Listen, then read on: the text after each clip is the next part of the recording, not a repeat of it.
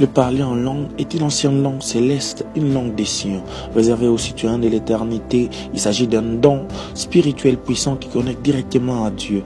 Lorsque vous parlez en langue, vous ouvrez les portes des cieux et accédez à des codes spirituels, comme le suggère Psaume 24, 7, 11. Porte, élevez-vous l'entour, élevez-vous, portail éternel, que le roi de gloire fasse son entrée. Le mystère du parler en langue, une clé des cieux. En parlant en langue, vous pouvez circuler dans le couloir de l'éternité, accéder au trône des dieux et commander les choses pour qu'elles existent.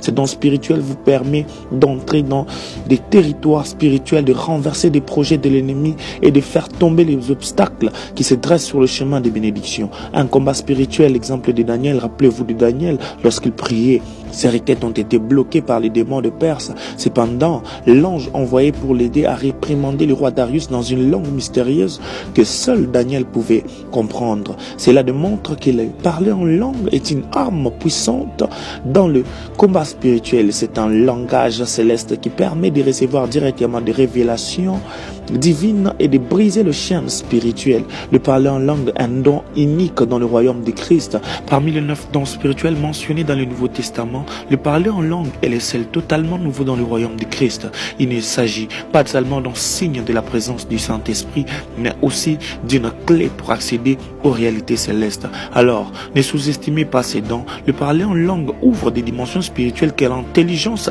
humaine ne peut comprendre. En utilisant le parler en langue, vous entrez dans une connexion intime avec Dieu. Vous renforcez votre foi et vous prenez autorité sur le monde spirituel. Celui qui parle en langue ne parle pas aux hommes, mais à Dieu, car personne ne le comprend et c'est en esprit qu'il dit des mystères. En Corinthiens 14, 2.